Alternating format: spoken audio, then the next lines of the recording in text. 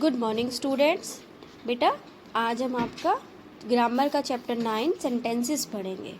तो सेंटेंस क्या होता है, जैसा आपको ऑनलाइन क्लास में बताया था, सेंटेंस हिंदी में हम कहते हैं वाक्य। वाक्य जो होता है वो शब्दों से मिलकर बना होता है, यानी बहुत सारे शब्दों का एक ग्रुप होता है, समूह होता है, ठीक है।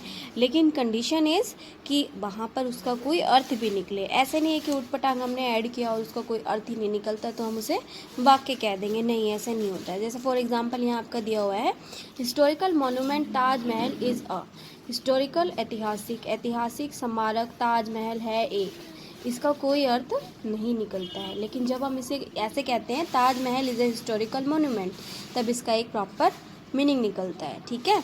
तो इसे हम सेंटेंस नहीं कहेंगे, इसको हम सेंटेंस कहेंगे।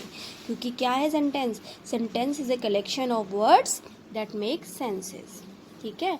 ऐसा शब्दों का समूह जिसका कोई अर्थ निकलता है उसे हम सेंटेंस यानी वाक्य कहते हैं। हर वाक्य में बेटा एक सब्जेक्ट होता है और एक वर्ब होती है, ठीक है।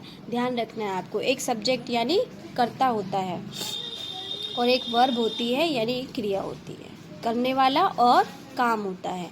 हमेशा सेंटेंस जो होता है वो कैपिटल लेटर से स्टार्ट होता है और एंड होता है पंक्चुएशन मार्क पे। वो आपकी जब सेंटेंस की टाइप करवाई जाएंगी तब आपको बता दिया जाएगा कि कौन सा पंक्चुएशन मार्क आएगा, ठीक है। आपको ये ध्यान रखना है कि कैपिटल लेटर से स्टार्ट होता है और पंक्चुएशन मार्क पे ख़त्म होता है, ठीक है।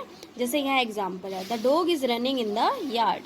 कुत्ता भौंक रहा है, आंगन में भौंक रहा है। तो यहाँ पर ठीक है क्या है, इस पे देखिए प्रॉपर एक मीनिंग निकल रहा है कि कुत्ता आंगन में भौंक रहा है, ये एक वाक्य है। देन आपका है सब्जेक्ट एंड प्रेडिकेट। तो आज हम सब्जेक्ट एंड प्रेडिकेट ही पढ़ेंगे, ठीक है। दो पार्ट होते हैं सब्जेक्ट सेंटेंस के। Every complete sentence contain two part.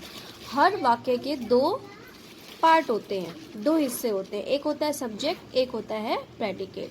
Subject जो होता है उसे हम कैसे डिफाइन कर सकते हैं? In a sentence the person और a thing we talk about. एक वाक्य में जिस इंसान या जिस वस्तु के बारे में हम बात कर रहे हैं इज कॉल्ड द सब्जेक्ट, उसे हम सब्जेक्ट कहते हैं।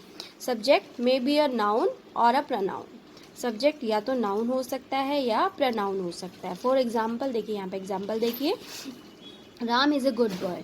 तो यहाँ पे किसके बारे में बात हो रही है? राम के बारे में, कि राम एक अच्छा लड़का है। Second, the sun rises in the east.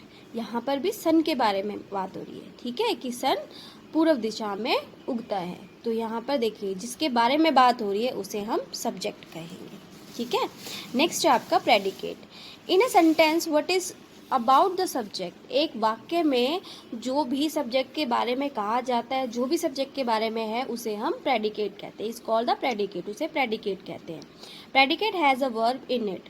Predicate हमेशा उसमें एक वर्ब होती है, क्रिया होती है। फॉर एग्जाम्पल हम यही ऊपर वाला एग्जाम्पल ले लेते हैं कि Ram is a good boy, ठीक है। तो यहाँ पर किसके बारे में बात हो रही है? राम के बारे में। और बात क्या हो रही है कि राम एक अच्छा बच्चा है, एक अच्छा लड़का है।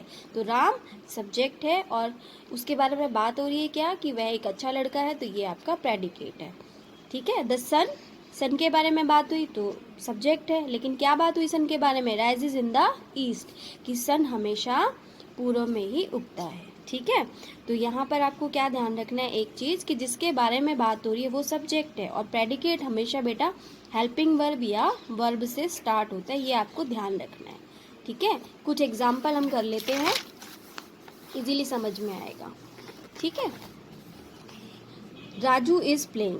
तो आपको सब्जेक्ट को कैसे समझना है, कैसे पहचानना है, पहचान कैसे करनी है, आप खुद से क्वेश्चन करो, ठीक है। जैसे यहाँ पे राजू इज प्लेइंग, तो खुद से क्वेश्चन करो हु इज प्लेइंग, कौन खेल रहा है। तो जो आंसर आएगा वो आपका सब्जेक्ट होगा। कौन खेल रहा है? यहाँ पे राजू खेल रहा है, तो राजू क्या होगा? सब्जेक्ट होगा।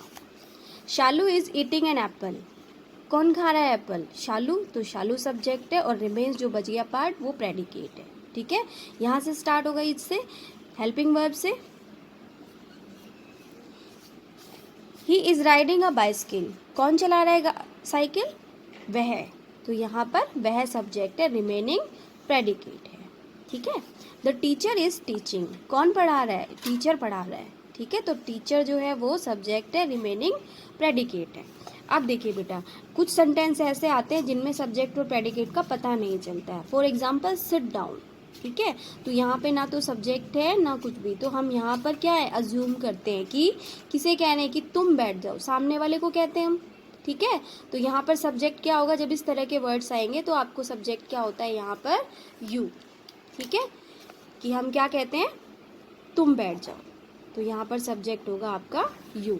जैसे शट द डोर, दरवाज़ा बंद करो, तो किसे कहने हैं, तुम्हें कहने हैं, तो क्या होगा तुम दरवाज़ा बंद करो, यहाँ पर सब्जेक्ट आपका आएगा यू।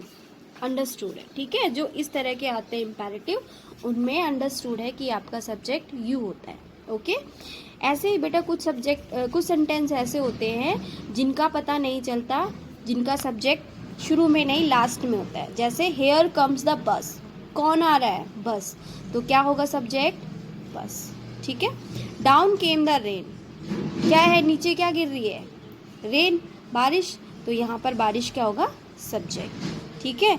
ये ध्यान रखना है, आपको खुद से क्वेश्चन करना है, हु का जो आंसर आएगा वो आपका सब्जेक्ट होगा। एक बार अगर आप अच्छे से करोगे तो आपका इजीली हो जाएगा।